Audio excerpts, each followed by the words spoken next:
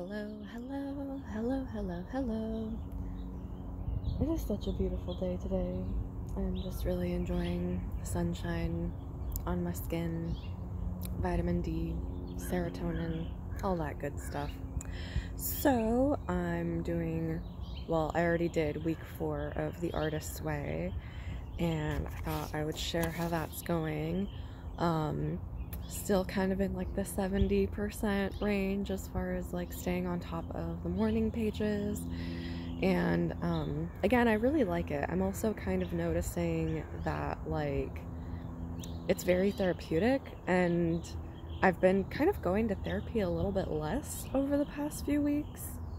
And so I don't know if that's coincidental, but because I mean, like, a lot of therapy for me is just like talking about things that are stressing me out and having like an unbiased professional like give me input on like tools that I can use to empower myself through those situations.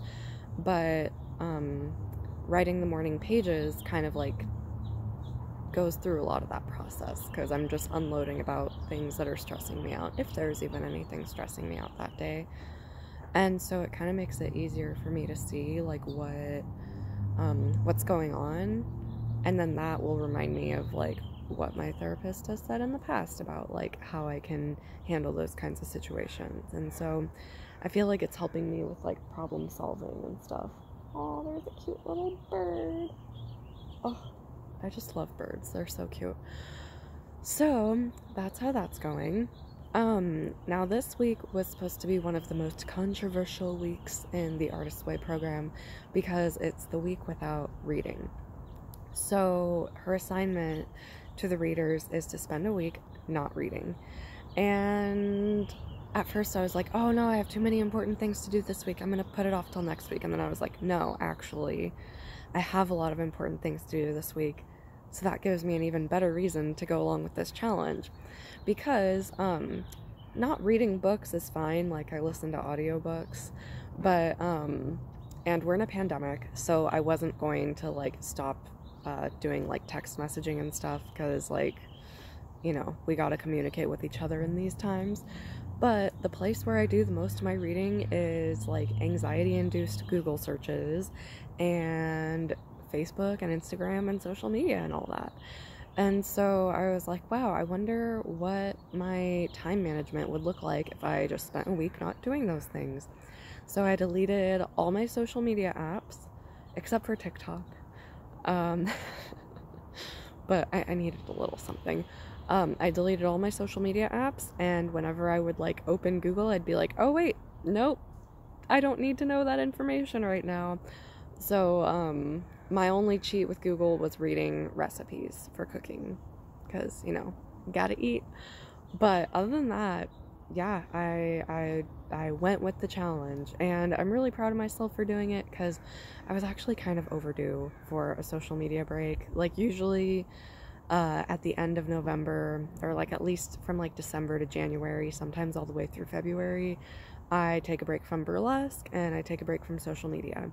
And this year I didn't do that because I was doing like the OnlyFans, and I was like trying to make some extra money, and I just kind of realized like, you know, it's not really worth it for me right now. Like, this isn't my only source of income. I don't need to do it. There are other people who need to do this more than me, and I don't want to take that space away from them. Shout out to my friends who are survival sex workers. Y'all are killing it. But I realized too that like being active online in that way and having to do all that reading, it was taking up so much of my energy, and it was making me very emotionally drained, and I entered the new year feeling really drained because I didn't get that reset that I usually give myself. So I'm really glad that I gave that to myself, and I used that time to set up my Patreon and catch up on uploading and editing some of my podcast episodes. I finally started editing some of my videos, which is kind of hard to do on a phone because I don't have a laptop, which is why I set up a Patreon. But yeah, I just kind of got a little bit more organized with my projects, and I'm going about things that way. So yeah, that was my week without reading. And then she gave some assignments. So one of the writing assignments was to describe our ideal environment. And I said quiet, warm, clean, neat, able to hear the sound of birds, hopefully a body of water nearby, like a pond or a lake or river or ocean, and lots of greenery and flowers and colorful things, because I love flowers. Like, it's almost spring and I'm just like really happy. My allergies aren't going to be happy, but my serotonin receptors are very happy.